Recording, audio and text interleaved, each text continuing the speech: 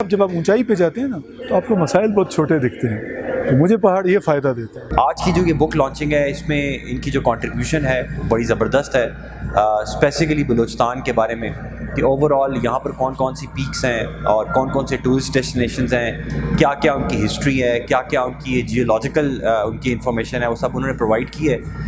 मैं समझता हूँ कि तमाम रिसर्चर्स के लिए और स्पेशली क्योंकि इन्होंने बुक जो लिखी है वो ये एक कॉफ़ी टेबल के तौर पे इन्होंने पब्लिश की है कि इसके अंदर पिक्चर्स भी हैं ताकि जो भी आएँ और वो बैठें और बलूचिस्तान के बारे में एक सरसरी सा एक बर्ड्स आई व्यू उनको मिल जाए। बहुत ही आइडियल बुक है। अगर जो किसी फोटोग्राफी को समझता है या उससे शुगल रखता है तो मेरे ख़्याल में, मैंने अभी देखा भी, पहले सुन रहे थे अजीज़ जमाली साहब को हम पहले से जानते हैं, कैनी साहब जिन्होंने बता रहे थे कि जी जहाज़ से ऊपर जो है प्लेन जो है उसके ऊपर से उन्होंने फ़ोटोग्राफी की है। तो मैंने उनसे भी पूछा, मैं देख रही थी इतनी खूबसूरत तस्वीर थी, तो मैंने कहा आपने कौन सा कैमरा इस्तेमाल किया? तो उन्होंने कहा जस्ट यूज़ माई मोबाइल। तो वो मोबाइल से, और मैंने कहा कौन सा मोबाइल? तो उन्होंने दिखाया आम सा। तो this is really I feel कि बहुत ही ये बहुत डीप वर्क है। जो फ़ोटोग्राफी को समझते हैं वो यकीनन इसको अप्रिशिएट करेंगे, और जो नहीं भी समझते वो इसको देख के इतना मतलब मुतासिर हो रहे हैं। हाँ, खामोशी सुकून तो पहाड़ों पे होता ही होता है।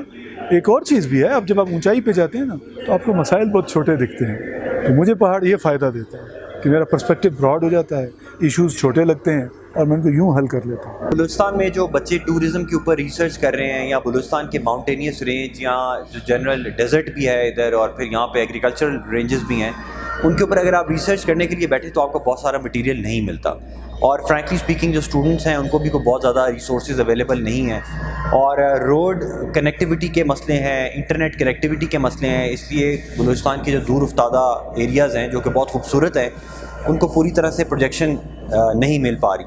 बीइंग गवर्नमेंट सर्वेंट, हम कोयटा की हद तक, कोयटा डिवीज़न क्योंकि मेरी रिस्पॉन्सिबिलिटी है उसकी हद तक, तो हमने काफ़ी ज़्यादा स्टूडेंट्स को अप्रिशिएट भी किया है, प्रमोट भी किया है, बल्कि हमने कुछ फॉरेन टूरिस्ट हैं उनको भी इनवाइट किया है, उनसे यहाँ पर वीलॉग्स करवाए हैं, उनको हम फाइनेंशियली भी सपोर्ट करते हैं, लुक आफ्टर भी करते हैं ताकि वो बलूचिस्तान की आवाज़ हर जगह पहुँचाएँ। लेकिन बदकिस्मती ये है कि बलूचिस्तान की सिर्फ जो नेगेटिव न्यूज़ है वो तो बहुत ज़्यादा फैलती है, और जो बलूचिस्तान की पॉजिटिव चीज़ें हैं उनको हाईलाइट नहीं किया जा पा रहा। उसके लिए बतौर एज ए सिविल सर्वेंट तो हम अपना काम कर रहे हैं, लेकिन मेरी रिक्वेस्ट हमेशा हर स्टूडेंट से भी होती है और बलूचिस्तान के तमाम आवाम से भी है कि वो भी बलूचिस्तान की हुकूमत और बलूचिस्तान की आवाज़ ख़ुद बने। बाहर के लोग हमारी आवाज़ नहीं बनेंगे, हमें ख़ुद अपनी आवाज़ बुलंद करनी है, हमें ख़ुद यहाँ की चीज़ों को हाईलाइट करना है, फिर ही हम इसका सही इमेज जो है वो प्रेजेंट कर सकेंगे। और अगर आप नेचर लवर हैं तो शायद फ़र्क यही है कि कहीं जाने में 2 घंटे लगते हैं तो वहाँ जाने में 2 दिन भी लग जाते हैं।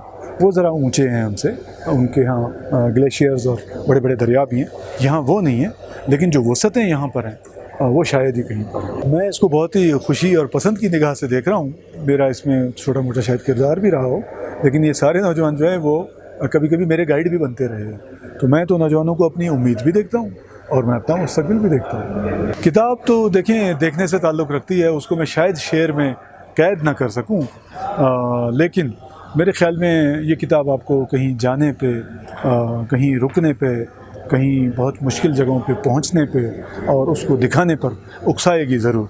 अगर नहीं तो ये मेरी नाकामी है।